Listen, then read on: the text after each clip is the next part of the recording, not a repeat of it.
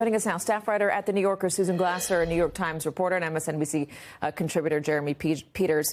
Susan, let's just start where Ryan left off, which is that there are some serious questions and doubts that still remain about a number of these picks from Donald Trump.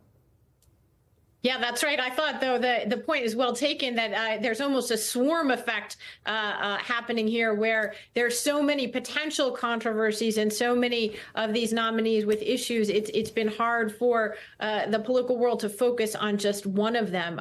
This week has certainly been Pete Hegseth's time in the barrel. It has the whiff of increasing desperation about it. The nomination, it might even be the surprise at this point might even be if he manages to hold on. But at the same time, that definitely has meant there's been less scrutiny on, perhaps I would argue one of the most, if not the most disruptive potential nominations, that of Kash Patel to be FBI director, especially considering that there is a current FBI director who has nearly 3 years left on his 10-year term. Trump would have to fire Christopher Wray in order to even send Kash Patel's nomination up to Capitol Hill. We're not talking about that. We're not talking about so much Patel's plans to, enact revenge on his own and Donald Trump's political enemies, including enemies within the Republican Party. I would imagine some Republican senators might have real questions about that for him. But for now, the focus has been so much on Hegseth. And I think that's,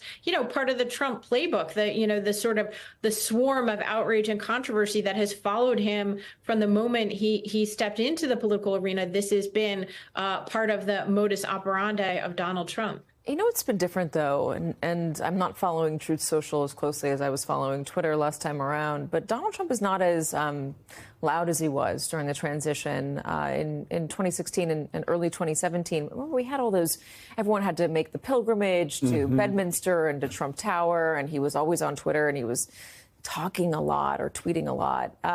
He hasn't been so loud about these nominees.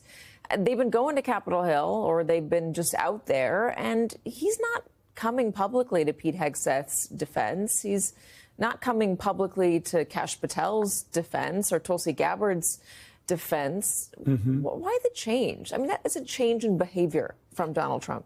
It's a change in posture. I think it's a change in his mindset because he no longer feels like he's the underdog. In 2016, of course, he wasn't supposed to win. And he came out every single day after those meetings in Trump Tower with prospective cabinet appointees and held a press conference in the lobby, or the nominees did. But we heard a lot more from him. You're exactly right. I think you're picking up on something that several people in Trump world have observed about him and told me about, which is that he doesn't have the same kind of fighting spirit that he's had. And I think I noticed this when he came out and announced that he was running for president, even though he kind of picked up some steam toward the end there. The tone and tenor of Donald Trump this time around is different. The energy is different than it was in 2016.